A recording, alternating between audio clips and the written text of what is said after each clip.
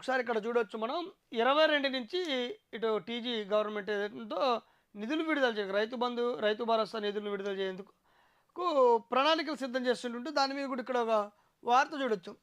కొత్త రైతులకు భరోసా లేనట్టే. మరో మోసానికి సిద్ధమైన ప్రభుత్వం. పాత వారికి 22న పెట్టుబడి సాయం పంపిణీ. ఏటా 3 లక్షల మందికి పైగా కొత్త రైతులు. వారికి రైతు భరోసా రిజిస్ట్రేషన్కు అనుమతి లేదు. తమకు ఆదేశాలు రాలేదంటున్న ఏఈఓలు అంటూ కూడా చూడొచ్చు ఇక్కడ. ఈ నెల 22న రైతులందరికీ ఎకరం భూమికి రైతు భరోసా విడుదల చేయనున్నట్లు రాష్ట్ర ప్రభుత్వం ప్రకటించింది.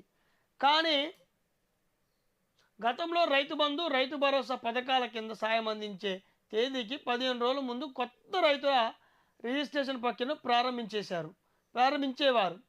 సీసీఎల్ఏ జాబితా ఆధారంగా ఒక కటాఫ్ తేదీని నిర్ణయించి ఆ తేదీలోపు రిజిస్ట్రేషన్ చేసుకున్న వారికి రైతు భరోసా అవకాశం కల్పించేవారు.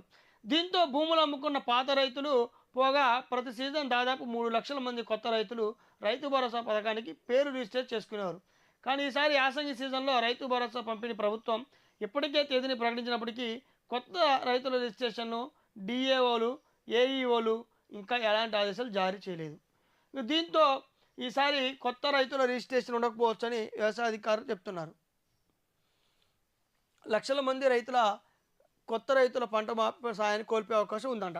ఇక 22వ తారీఖు నుంచి రైతు బంధు వేయాలన్నట్టు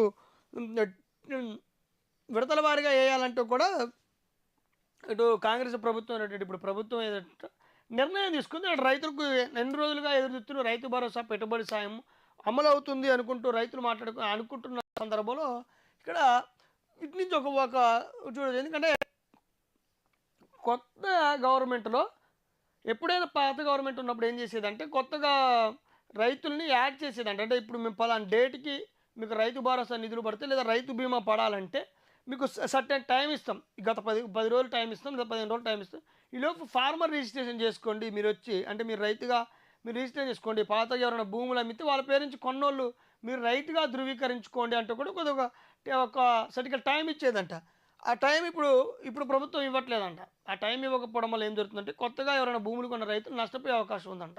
ఇది ఒకరిద్దరు కాదు, దాదాపు ఒక 3 లక్షల మంది ఈ విధంగా లక్షల్లో నష్టపోయే అవకాశం ఉందంటూ కూడా అటు మాట్లాడడం జరుగుతుంది. ఓవరాల్గా అసలు రైతు బంధు అయితే పడుతుందంట. మరి రైతు బంధు పడుతున్నందుకు సంతోషించాలి. రైతు బంధు పడుతుంది, సంతోషించాలి. మరి రాని రైతులకు కూడా మరి కొంచెం అవకాశం ఇస్తే ప్రభుత్వం అవకాశం ఇచ్చి కొత్త రైతులకి ఫార్మర్ రిజిస్టర్ చేసుకునేందుకు కూడా అవకాశం ఇస్తే బాగుంటుంది. ఇవ్వాలని కూడా ఆలోచిద్దాం. ఇవ్వాలని కూడా ప్రభుత్వానికి